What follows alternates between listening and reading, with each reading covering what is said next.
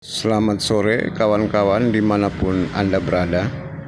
Sore hari ini saya ingin berbagi cerita membuat pakan dari dedak dan juga dari bubur nasi yang sudah direbus. Berikut bahan-bahan lainnya nanti akan saya perlihatkan satu persatu. Tapi sebelumnya saya ingin menunjukkan contoh pakan yang sudah saya buat seperti yang ada di drum plastik ini. Ini drumnya kecil, inilah pakannya. Pakan ini nanti akan saya fermentasi. Lalu setelah 1 kali 24 jam atau lebih, saya akan memberi makan ayam.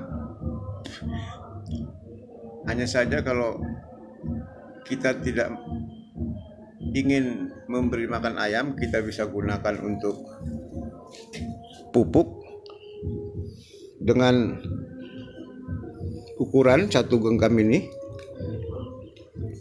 Dimasukkan ke air 10 liter. Nanti Anda boleh menyiram tanaman Anda. Setelah Anda menyiram, beberapa minggu kemudian Anda akan menyaksikan sendiri tanaman Anda makin segar. Kemudian Anda juga akan melihat nanti banyak cacing di sekitar tanaman Anda. Bisa Anda korek-korek di situ. Itulah salah satu kegunaan pakan ini kalau kita tidak ingin menjadikannya dia makanan ayam. Lalu kalau kita juga tidak punya ember, drum plastik, kita bisa memvakumnya atau fermentasinya di tempat-tempat seperti ini, kantong plastik yang kecil-kecil. Kita bisa membuatnya sesuai kebutuhan kita, walaupun sedikit. Kalau kita mau mencoba tidak apa-apa. Nah, nanti setelah dimasukkan ke drum, kita bisa menutupnya seperti ini tutupannya. Lalu ada gelang logam untuk mempresnya sehingga dia tidak bocor. Nah, mari kita mulai. Ini kami menggunakan mangkok untuk menakar. Saya sudah menakar sekitar 9 mangkok. Setelah itu saya akan masukkan bubur ini 3 mangkok, artinya 1:3. Jika Anda ingin lebih bisa 4 gayung boleh, atau kurang pun tidak apa-apa. Nah, setelah itu kita aduk. Kita juga harus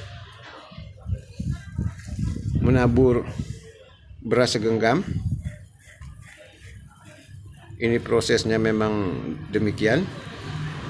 Saya tidak banyak menjelaskan soal manfaat beras ini, tapi inilah prosesnya.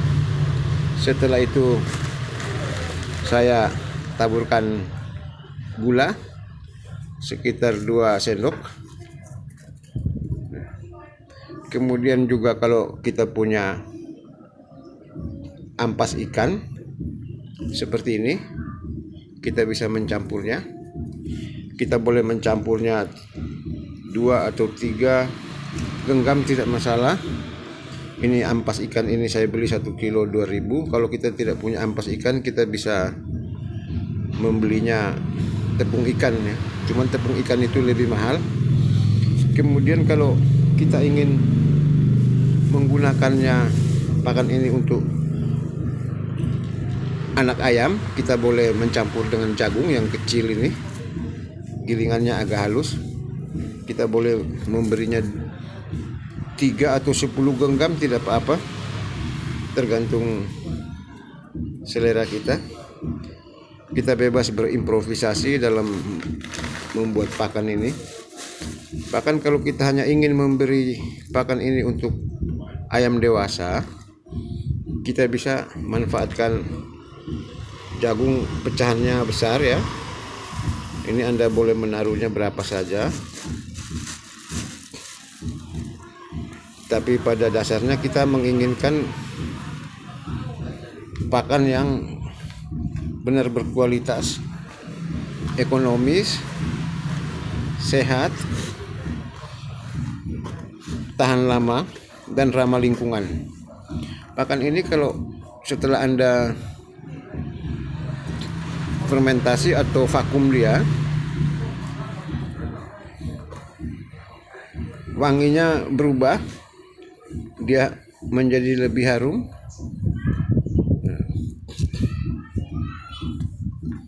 Jadi setelah dicampur-campur,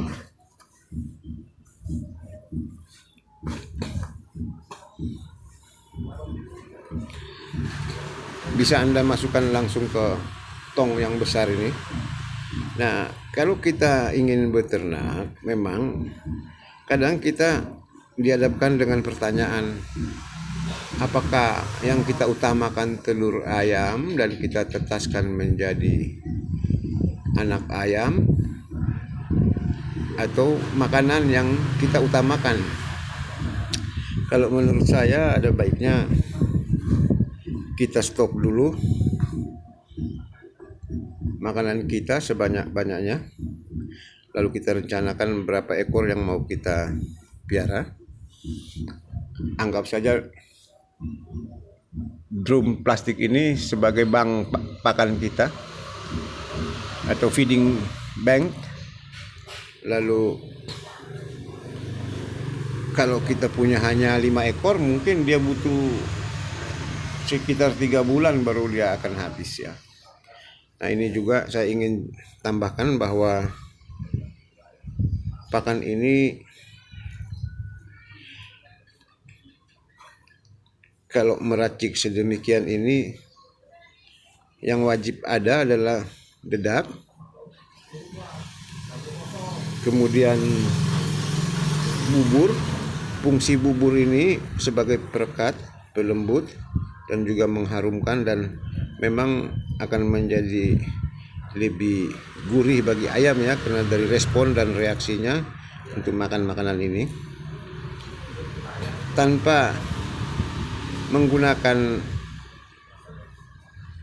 bubur, kemungkinan untuk tidak diminati ayam itu cukup tinggi ya, karena saya sudah mencoba meracik pakan ini beberapa tahun yang lalu, dan itu pun selalu gagal hanya karena saya tidak menggunakan bubur. Padahal saya sudah mencoba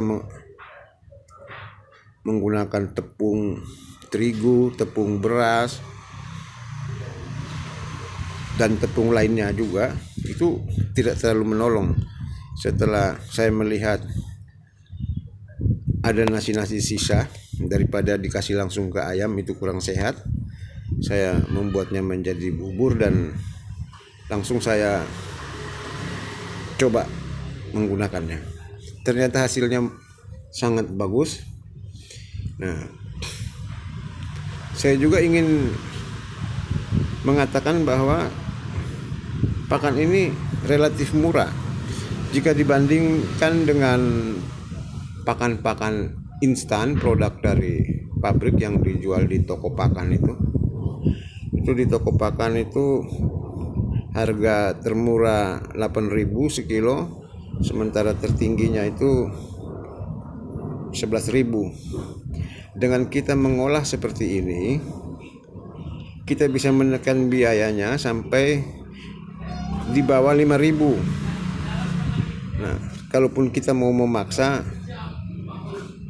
ya cukup 5.000 lah, jangan sampai lebih. Banyak bahan-bahan yang bisa Anda gunakan untuk mencampuri ke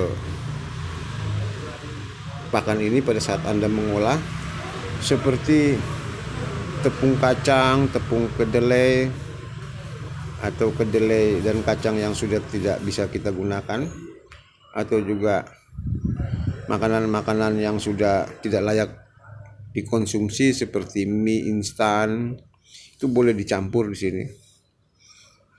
Nah, kegunaan lain selain itu ya, pakan ini memang sangat cocok untuk pupuk tanaman. Tanah Anda yang rusak sekalipun, yang kering, yang tergolong tanah mati ya, keras, itu setelah beberapa pekan Anda menyiramnya, tanah-tanah ini akan kembali lembut, dan pada tanah-tanah itu pun Anda akan melihat banyak sekali